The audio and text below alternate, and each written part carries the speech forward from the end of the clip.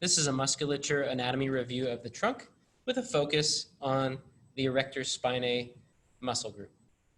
The erector spinae muscle group is made up of the iliocostalis, the longissimus, and the spinalis.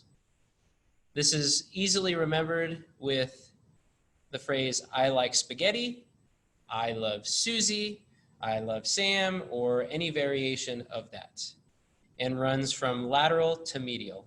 The I representing the iliocostalis, the like representing the longissimus, and the spaghetti representing the medially oriented spinalis. These are also collectively known as the paraspinal muscles. If we remove the lats, we begin to get at the erector spinae muscle group. To help with your orientation, we'll rotate our cadaver, but maintain a relatively zoomed in view. So starting laterally, the iliocostalis, seen here in green bilaterally,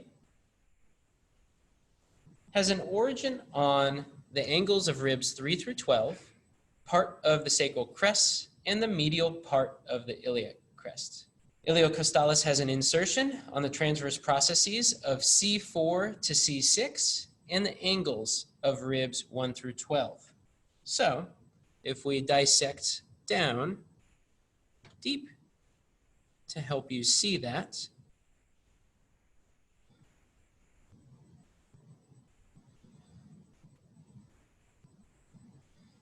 we'll highlight all parts of the iliocostalis in its nice green form here. So you can see it through the thoracic, and then its continuation, oops, sorry, my fat fingers. Its continuation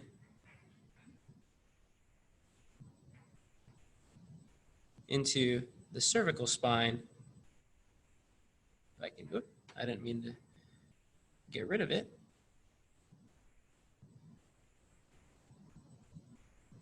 There we go, as seen here up into the cervical.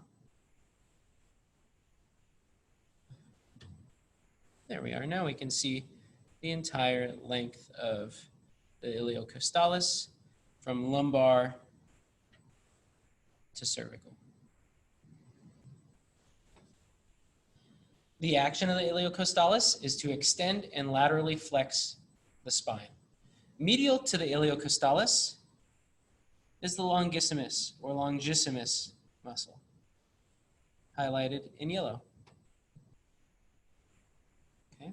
Similar to the iliocostalis, the longissimus has a thoracic, lumbar, and cervical portion to it.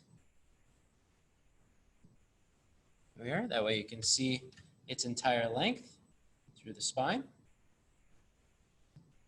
Longissimus originates on the transverse processes of C3 to L5 and inserts on the transverse processes of C2 to T12, the posterior aspect of the mastoid process on the skull, and the angles of ribs 3 through 12.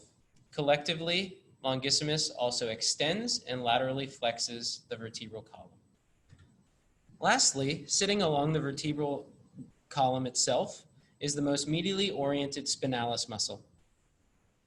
The spinalis originates along the ligamentum nuchae of the spine, as well as the spinous processes of C4 to T7 and the spinous processes of T11 to L2. Spinalis inserts along the nuchal line of the occipital bone, as well as the spinous process of C2 to T8. The action of spinalis is to extend the vertebral column.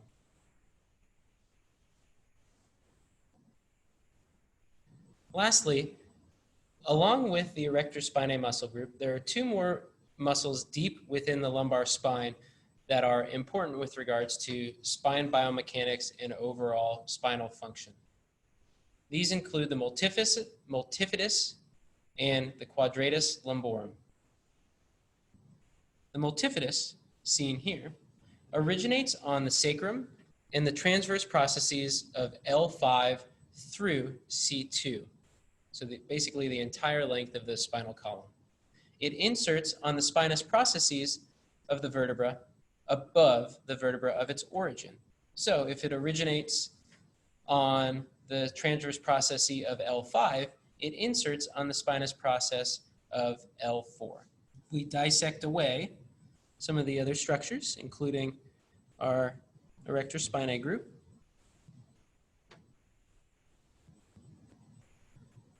We can begin to see more of the multifidus. Here. Very small muscle as you move superiorly, but inferiorly it broadens out and becomes pretty thick. Unilaterally, the multifidus rotates the vertebral column to the contralateral side, and bilaterally, the multifidus extends the vertebral column.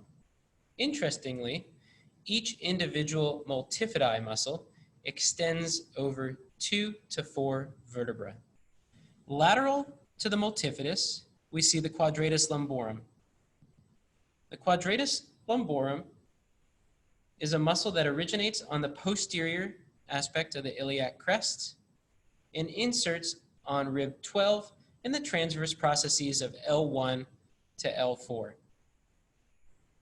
The quadratus lumborum is responsible for laterally flexing the trunk to the ipsilateral side.